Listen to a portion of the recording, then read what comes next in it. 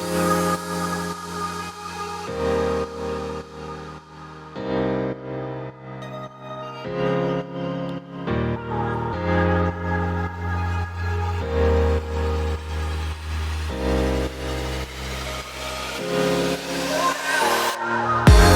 welcome to the show. Up until 2018, the US viewed China largely through relatively benign lenses, seeing China as a market to be conquered and a political system that would be transformed as market liberalism worked its magic.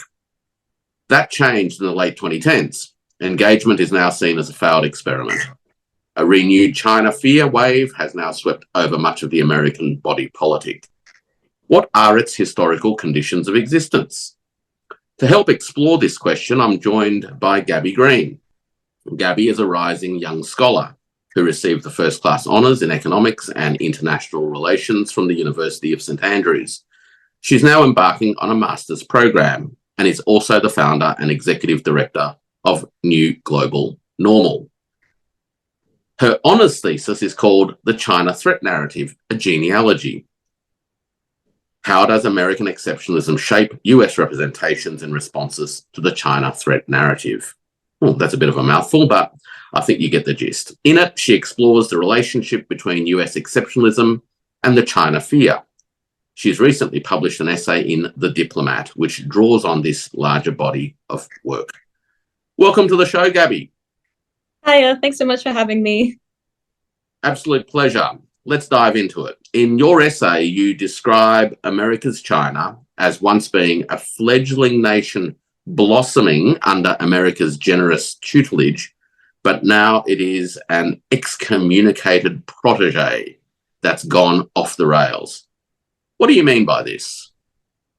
Sure. So I think from my research that I did for my honors thesis, the big theme I found in the history of US-China relations is that there's always been a race-driven paternalism in America's narrative of China. So, this is captured, I think Kenneth Wary in 1940 exclaimed, "With God's help we'll lift Shanghai up and up, ever up until it is exactly like Kansas." So there's always been this idea kind of in the American psyche that they were on a mission to civilize China. And their kind of generous tutelage of China, was something that that generous tutelage of China was something that lost my train of thought. Sorry. Oh goodness. That's all right. This isn't live, but I won't cut it out because this is very human. But so this idea that China basically was being shown the way, yeah, right? And that at some point, and this has happened on a few occasions historically, for one reason or another, the America's China ultimately became one where, look, we tried our best to show them the way, but they were just hopeless students. Yeah, right. So yeah, and I think that the foundation of this narrative was one of American exceptionalism, which is what I talk about in my thesis. The idea that America represents kind of the apex of modernity, the apex of civilization. So China's inevitable path, if it was to accept, America's generous civilizing mission, was one of the American socio-economic model of governance.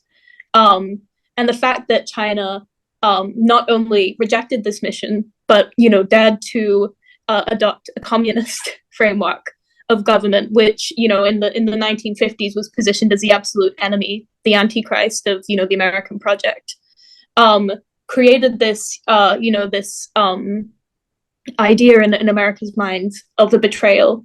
And I think, that's been the source of a lot of this China threat narrative. And, what I really try and argue in my thesis is that, rather than coming from any kind of genuine, tangible sense of a threat and an imminent threat to, the security of America as a nation, the fear narrative of China really stems from China's threat to America's own idea of itself as the exceptional nation, as, representing the apex of, the humans, humanity.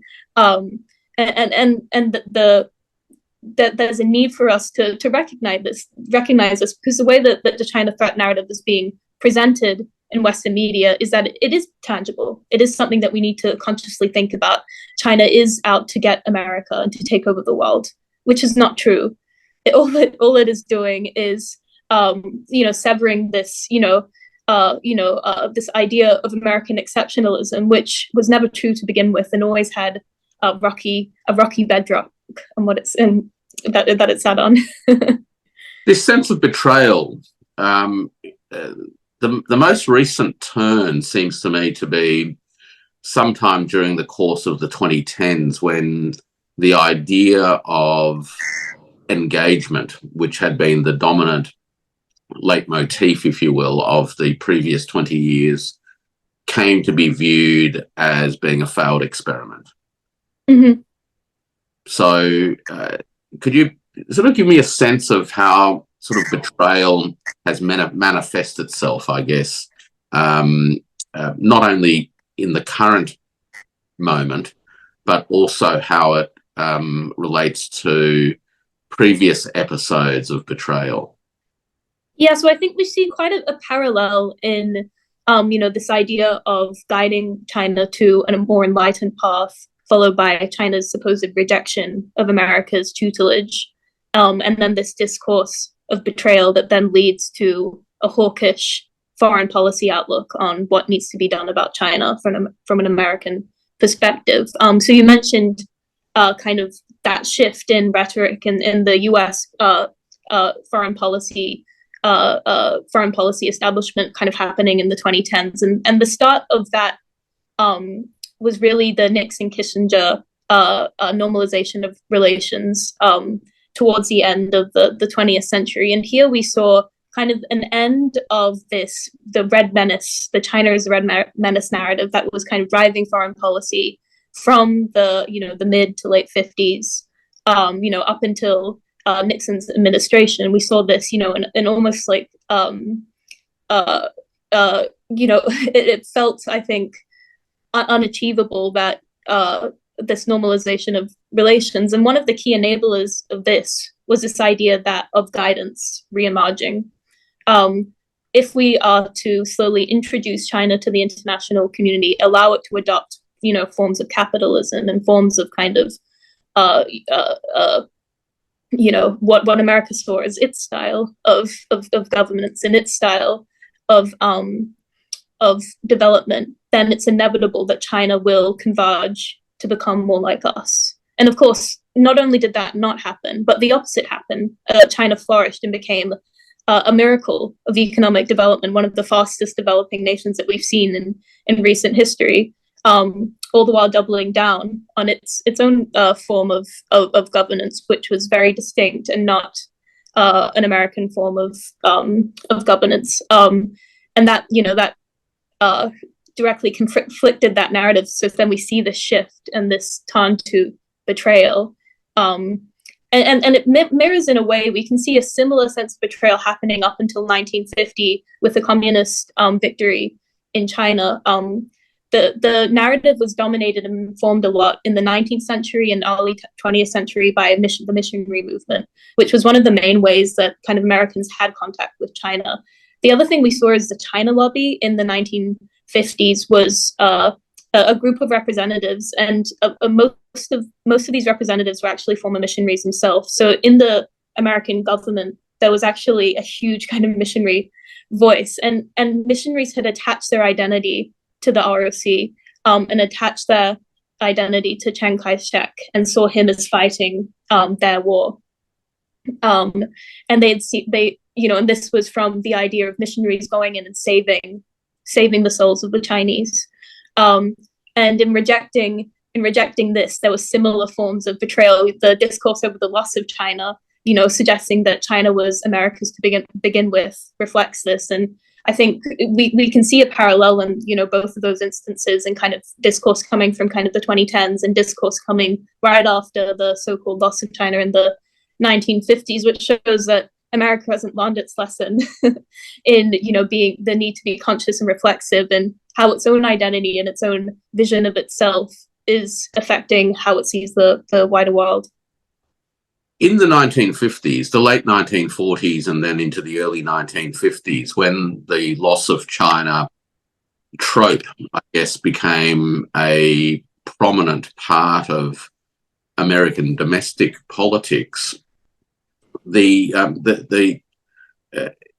in some respects, did that lead to, at that period of time, a domestic doubling down in the end of political support to the Republic of China and Chiang Kai-shek's administration that had by then retreated to Taiwan, and a doubling down of concerns about communist China? So I'm just talking about the early 50s. I mean, I'll touch the late 50s and into the 60s a bit later on, but let's just focus on that early period immediately after the effective end of the majority part of the Civil War.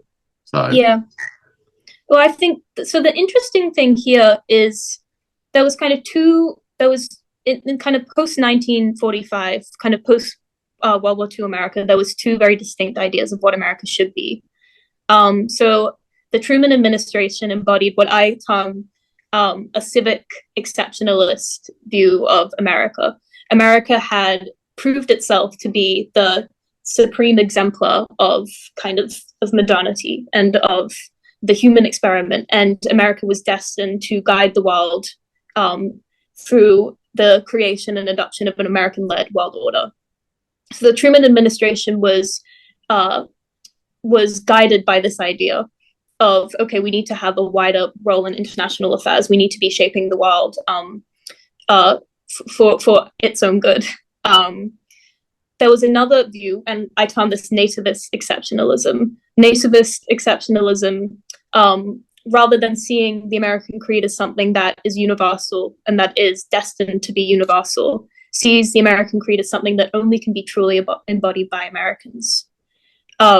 So the goal of nativist exceptionalists is to protect the exceptional republic. So these two terms I adapted from Walter Russell Mead's work and also Anatole Lieven's book, America, Right or Wrong. And it's a great way to understand that kind of dichotomy in thinking. The reason I kind of signpost this in talking about the reaction and, the doubling down to the support of the ROC following the communist victory in the Chinese Civil War was that we really see this. We see here how domestic politics in America simultaneously kind of constrained itself and then propelled itself to maybe do something that, I didn't phrase that quite well, but do something that the way it's almost the excesses of civic exceptionalism. We see this interplay, I think, between civic and nativist exceptionalism and how this worked to breed this all-encompassing kind of China threat narrative. And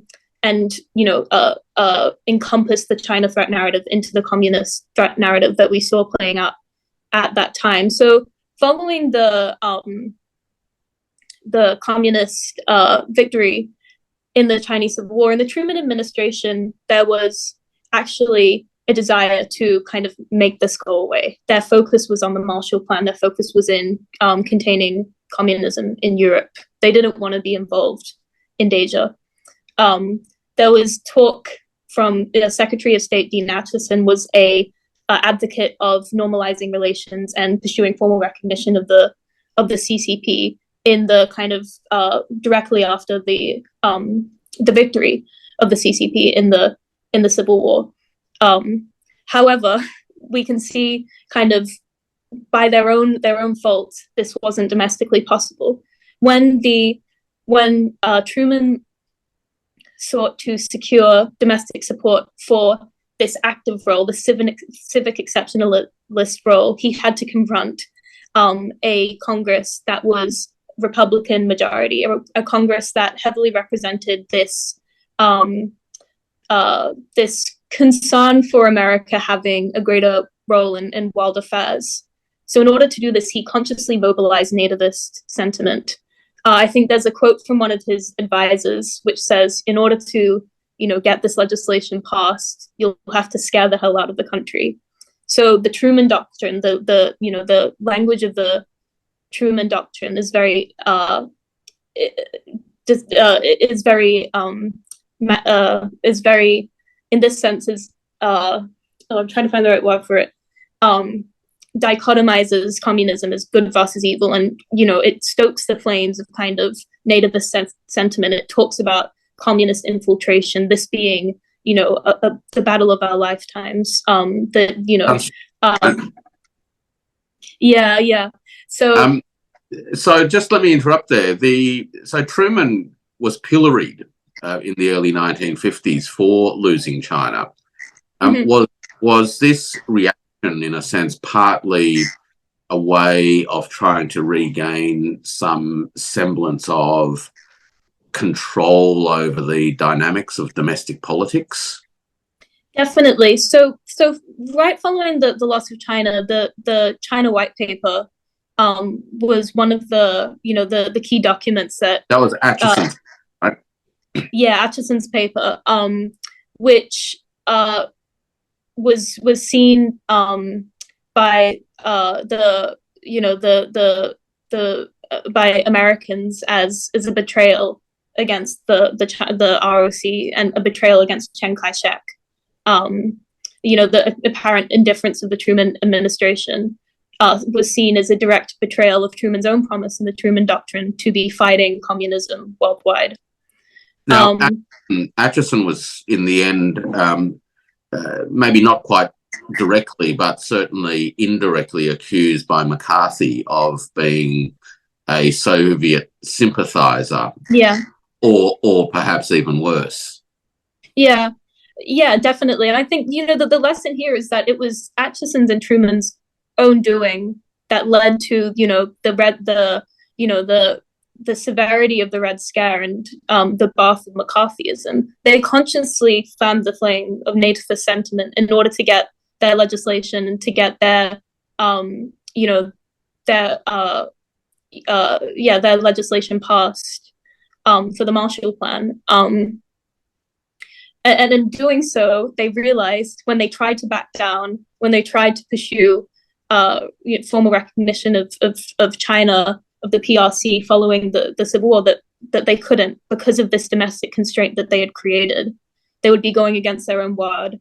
So they had to appease the nativists by doubling down on their support for the ROC and pursuing an absolute hawkish policy towards the PRC and not, normalizing relations or pursuing formal recognition either. So there's this interesting interplay, I think, between the civic exceptionalist body in the 1950s that we see mostly in the administration and the nativists who they tried to kind of bring them on board for this, and that they almost ended up shooting themselves in the foot because it didn't allow them to. It meant that their limited containment policy in Europe had to be expanded once the CCP won. Otherwise, they would be going against their own word to their domestic body. Well, the problem with when you create a fear campaign around the idea of some absolute other that is seen evil, there's actually very little room for moderation, but there is a lot of incentive for escalation. Yeah, exactly. Yeah.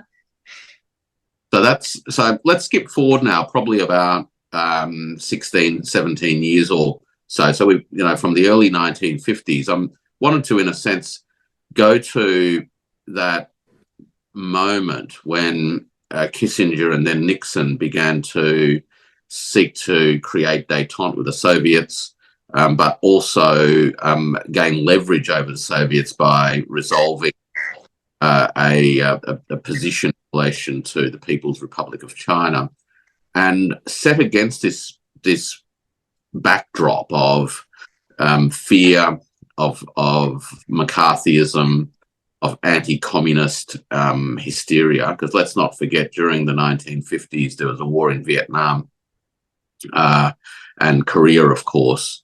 So it was a very heady period of ideological ferment, as well as public fears. By the time we get to the late 1960s, you mentioned earlier that Kissinger had to work out a pathway, and so did Nixon, of normalizing relationships and recognizing the PRC at some point. But that actually required a strategy to mollify the nativists and those who were fearful, those who created fear and those who were fearful. How did they go about doing that? Yeah, so it's interesting to study kind of the way that they secured domestic support in that time, because it was such a kind of seismic turn in how China was viewed in the domestic American context, running up to that period of the normalization of relations. One of the key discourses that was mobilized was this idea of China's path to development is failing. So at that time, we saw, a set of domestic setbacks in China, and this was leveraged by America to show, look, this is evidence that their path of development is not working. They need help. If we pursue formal recognition, if we normalize our relations with them, we can once again guide them to a better path. And that will work to diminish the threat because they'll be more like us, right? Yeah. So we saw that this troubled modernizer, I think Evelyn Goh terms it, narrative was leveraged in domestic political circles in order to win the support for formal recognition during Nixon Kissinger's administration. And in doing so, though, that planted a very dangerous seed. And that dangerous seed that was planted was that China's convergence to an American form of governance is inevitable. And we can see that this idea that with cautious engagement, China will become more and more like America, guiding the majority of American foreign policy towards China in the late 20th century, and even up, well into the early 21st century as well. Now, there was hostility at the time, though, for that, because obviously, as you say, it was a very radical volte-face in relation to US foreign policy. And given the depth of feeling underpinned by ideological concerns, the rawness of fear, and to some extent, and we haven't gone into this too much yet, but to some extent also a religious zealotry, mm-hmm. that creates a very difficult environment. No doubt there were substantial critics of this attempt to, which proved in the end to be successful, but this attempt to normalize or to, in effect, abandon officially the Republic of China in favor of the People's Republic of China. What was the kind of, or how did the body politic react to what was really an endogenously created shock to the system? Mm-hmm. Well, I think one of the key things to note here was the shift in who was in representatives. So the China lobby was a really, really influential group of representatives in the 1950s, and many of them were former missionaries. They were all staunch supporters of the ROC. This was like 30 years later. Most of these congressmen had left or died. So, and the passage of time from the so-called loss of China and that anger, the very tangible vitriol, that towards Truman's, the white paper, and towards the so-called loss of China and the betrayal of Chiang by Truman's administration was becoming more and more distant. So in the domestic political space, there was more room for rational or less emotionally charged conversation about what to do about the PRC. So I think that allowed for some of these conversations to take place. Kissinger was also very, very very, very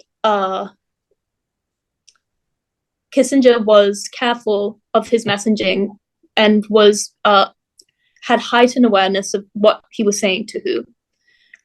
So to the more kind of nativist folks who would absorb this fear narrative, what he did is inflated the narrative of the Soviet Union and the need to pursue this, wedge strategy in order to placate the threat of the Soviet Union to America. So there was a very, very conscious reworking of the fear narrative in the domestic context in order to get support for this policy. I think also that time, as I mentioned, the kind of the changing landscape of China and how China was being how China's kind of domestic situation was being understood by folks in America as pointing to the the failure of the CCP. Also made the way for this for these conversations to take place. And it's important to point out as well, I think Nixon, Kissinger were followed kind of an amoral realpolitik, and they're kind of Kissinger especially his removal from kind of the more chauvinistic forms of exceptionalism allowed him to pursue this policy as well, because he wasn't kind of constrained by the same in the same confines of this identity as other folks were who were in positions of power as well.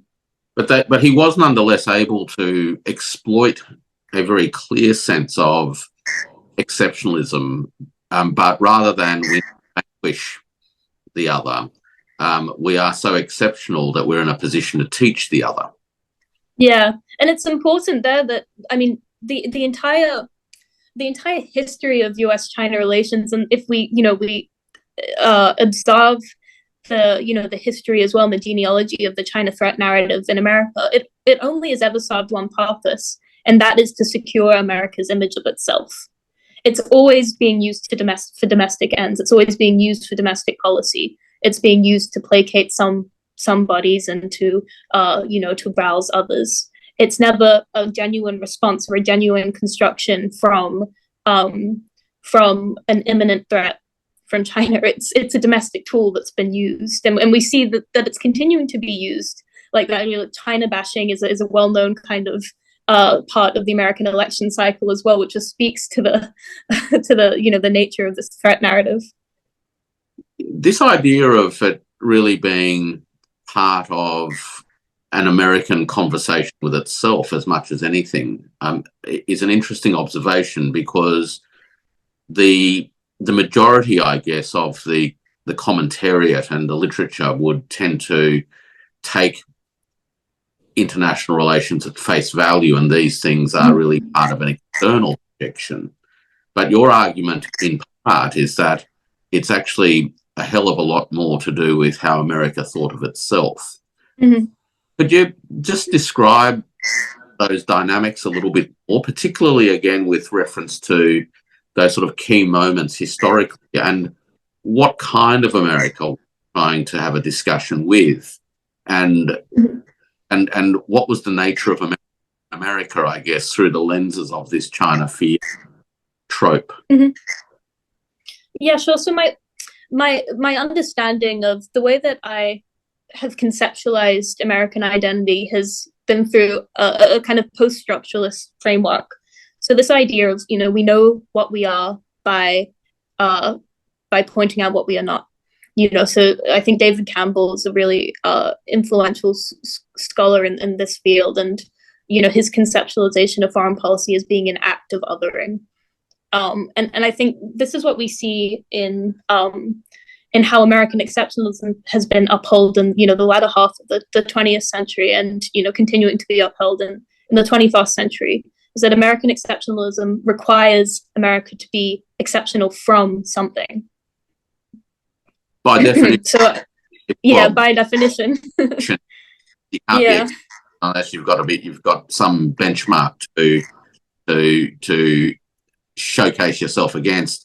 The what I guess if we just drill in a little bit further into this idea of exceptionalism, what are the sort of core elements of exceptionalism, and why did the China threat trope play such an important role in the way that this exceptionalism got conceptualized as part of American identity? Why the China threat trope and not something else is where I'm trying to head.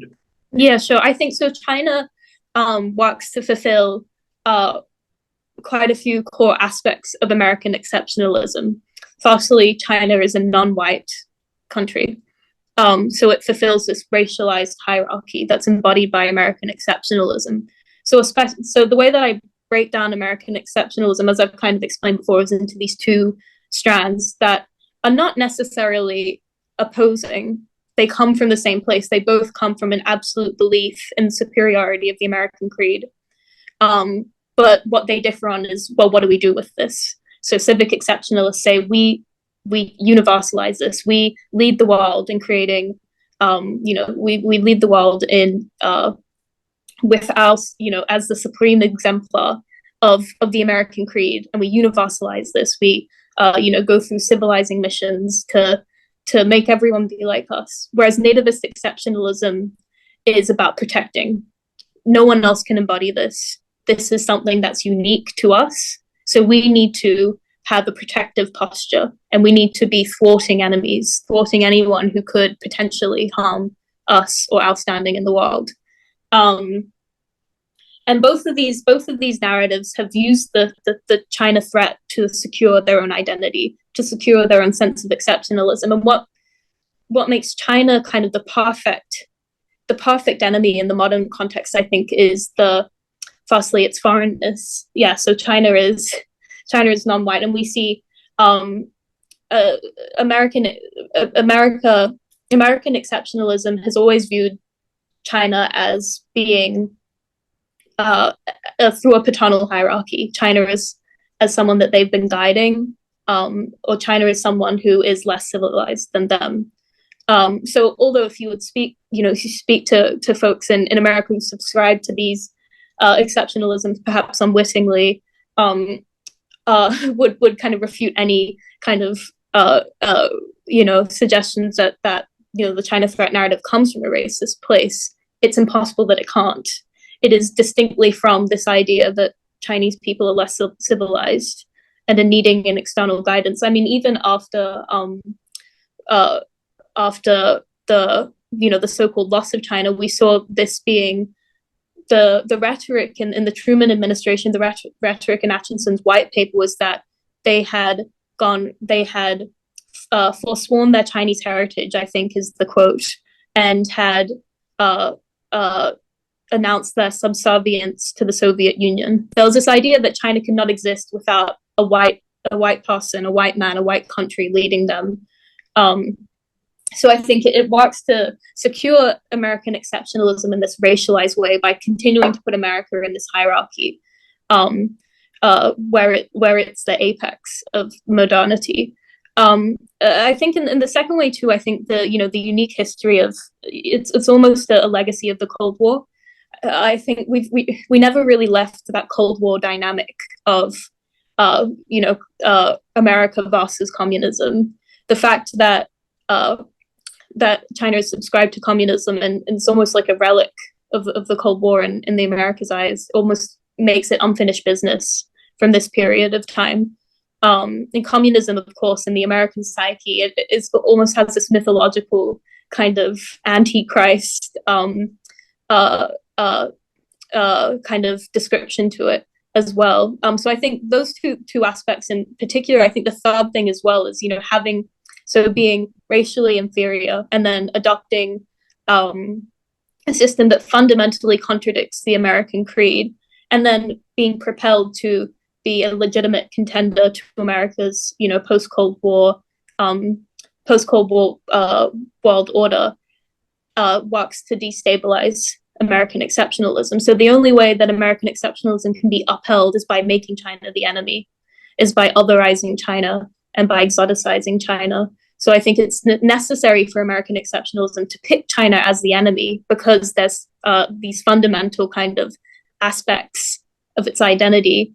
It's almost like China's like, it need to be addressed. Otherwise, I mean, the other option is for American exceptionalism to change, its framework, or America change its framework of how it sees the world. But in America's current construction of itself, China fundamentally challenges this. So America has chosen to answer this by creating the China threat narrative.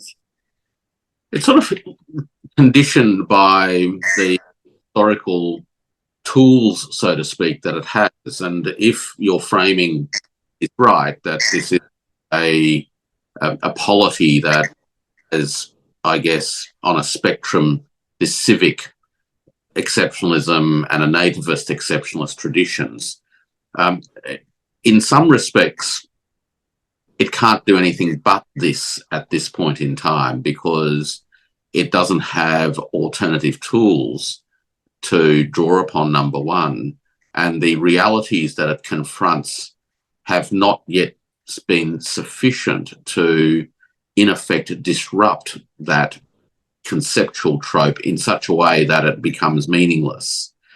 Now, if we think about the contemporary moment, we've spent a fair bit of time sort of reflecting on events past, and I guess what I really wanted to do was to draw those threads together and ask you, how do you see this history playing out again, if it is in fact playing out again? What are its implications today, and where does the main political forces sit at the moment in the context of these two traditions, the civic and the nativist exceptionalist traditions? Mm-hmm.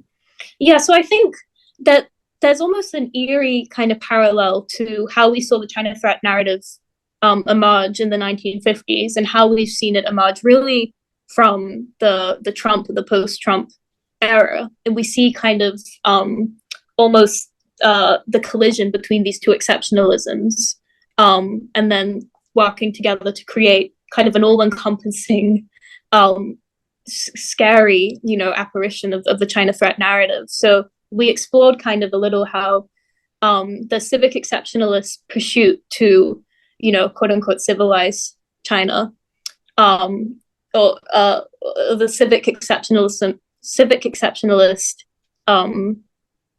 mission to, have an active role in shaping the world and to lead the world in the adoption and lead the world in universalizing, the American creed, in order to placate the domestic body, to pursue this policy, fanning the flames of nativist exceptionalism.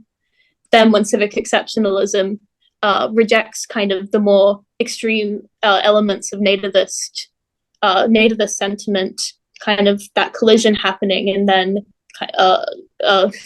that collision happening and resulting in, an all-encompassing threat narrative. And we saw that play out in the 1950s, and I would argue we really have seen this play out from kind of the 90s, and it coming to a head with the election of Trump and, Trump's rhetoric on China. And a lot of this is, we've seen a similar, a similar kind of strategy pursue, kind of the civic exceptionalist body, through that, idea of wanting to civilize the world with the adoption of the American creed, really informing the foreign policy establishment's approach to China policy following the normalization of relations during Nixon-Kissinger. Had to also, in order to get domestic support for this, also stoke the flames of nativist sentiment. So we saw this in China bashing in election cycles, the idea of China stealing American manufacturing jobs, the idea of China as a threat, and that threat narrative justified and worked to get support for this engagement. Yet the so-called the engagement to lead to the engagements promise to lead to, an American path of development, to set China on the course of American development, failed. So the nativist body saw this as a betrayal. You promised us, you were saying that they were stealing our jobs. You promised us that this would stop happening. Instead, we're seeing you engage with China. We're not seeing this, so-called American China homage. And we saw a building resentment of the American kind of working class body and in the Rust Belt constituency as well. And I think this also was coming at a time where there was kind of an increase in racial anxieties as well as economic anxieties, which also made China the perfect candidate, kind of embodying that idea of white America becoming extinct. And I think that's really what Trump represents when we see, the rhetoric with Trump on the campaign trail in 2015 really echoed that rhetoric that McCarthy was kind of pushing forward, of Truman and Atchison betraying Chiang Kai-shek, betraying the Americans, the American body, and kind of colluding with the communists, if you will. That's the same rhetoric that Trump was using, that that the Democrats, that those in power have been letting China steal manufacturing jobs, and this fanned the flames, and we see this kind of emergence of the nativist China threat happen during the Trump administration. It's the first time, I think it's in the 21st century at least, had access to the executive office of America. So it's interesting to see kind of Biden's China policy play out in this era of the nativist China threat narrative being granted access to, the top office of American government. But I think we see that same interplay of kind of civic exceptionalism unleashing this Jacksonian, force, which then propels the China threat narrative to a whole new level. There's an interesting, for me anyway, there's an interesting dynamic about how the fear of another plays out differently depending on whether you've got a sense of your outbound obligations to the world, your civilizational outbound obligations, if you will, and how the fear plays out in the context of a defensive posture, which is really about the need to put the walls up and preserve what we've got.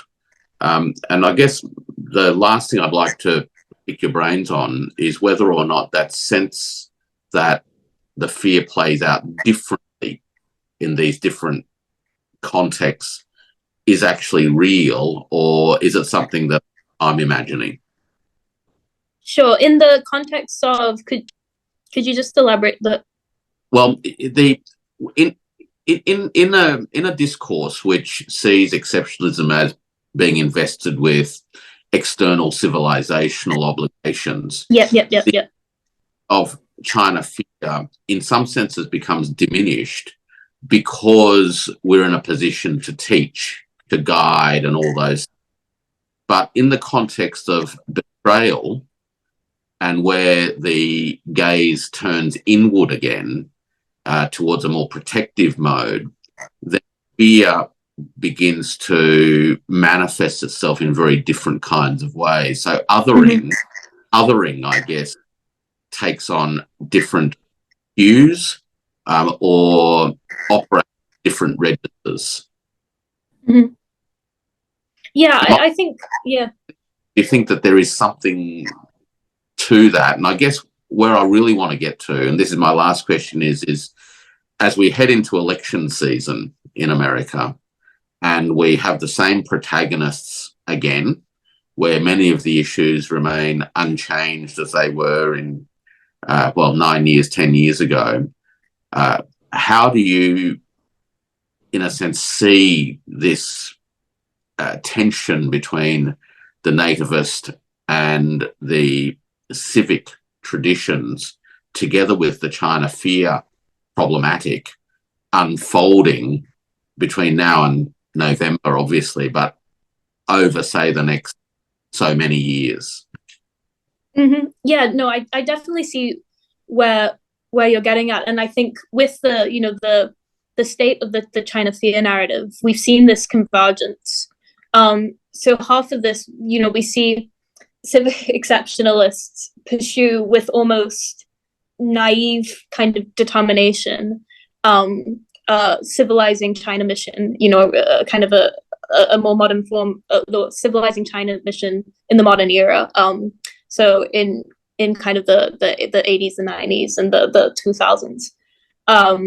And as China continues to economically develop and continues to double down on, its own form of governance, hope in this is quickly lost. And I think we see this turn in the Obama administration. There's a very sharp turn from engagement to containment. One of the most apparent policies that Obama pursued was his attempt to stop China opening the AIIB, the Investment Infrastructure Bank. I think that's the right acronym, yeah. Or is it? Yeah. In favor of the Trans-Pacific Partnership. I think that was one of the most explicit forms of containment of China pursued by civic exceptionalists in the 21st century. It was trying to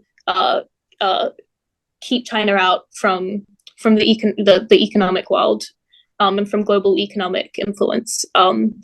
At the same time, we have this brewing nativist kind of resentment towards these policies of engagement.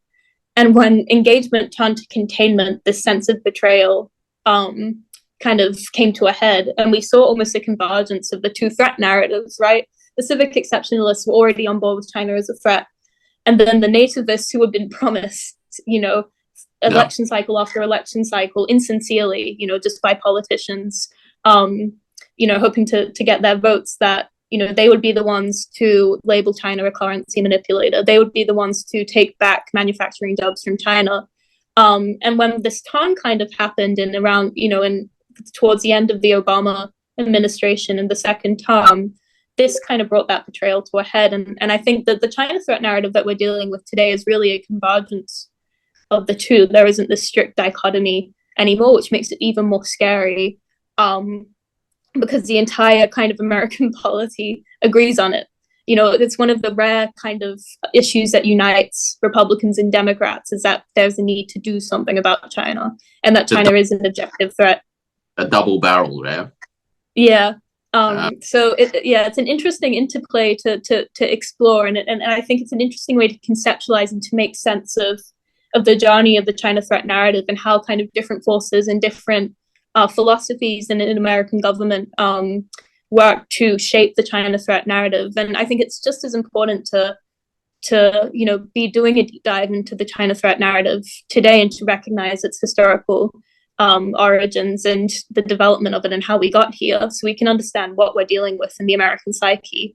And I think a healthy dose of reflexivity is needed in order to move on.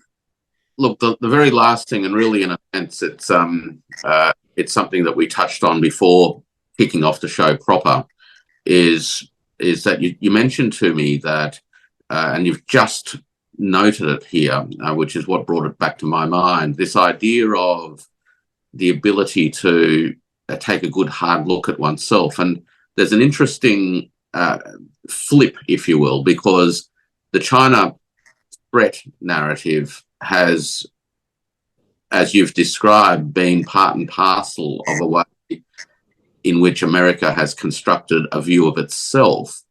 And yet, in doing so, it seems that it's actually got a very blocked view of itself at the same time. Mm-hmm. And could you just, I guess, elaborate on this idea, the need for more reflexivity? Mm-hmm. Yeah, so I think, our discussion kind of, before we started the interview, talking about the need for America to take a look at itself and how it's been conducting foreign policy, and the origins of its foreign policy in the last 80 years. And I think the key thing here is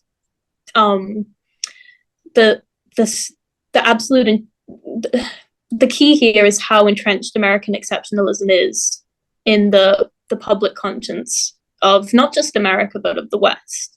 there's this absolute fundamental belief that at the end of the day, America has to be better than China because of America's adherence to the American creed, that really clouds any sort of critical reflection and critical thinking on how America's been conducting its relationship to China. And I think, one of the scary things we're seeing in kind of Western discourse is that there's really a lack of a mainstream narrative on this. There's a lack of a kind of a mainstream critique on American exceptionalism and on the prevalence of American exceptionalism in the Western world, and how American exceptionalism and this, belief that America, is destined to be the savior of the world and is destined to be the savior of, lesser nations such as China.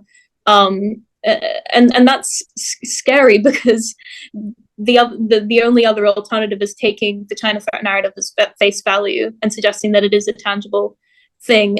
And there's a cycle there, and a hawkish cycle that's scary to go down. But I think that there needs to be I think America needs to take a step back and to analyze how it views itself, and to acknowledge that American exceptionalism is not real, to take a step back from kind of the triumphalism that dominated American rhetoric after the Cold War, embodied by kind of Madeleine Albright proclaiming America the indispensable nation, and inserting instead of that a good dose of cultural humility.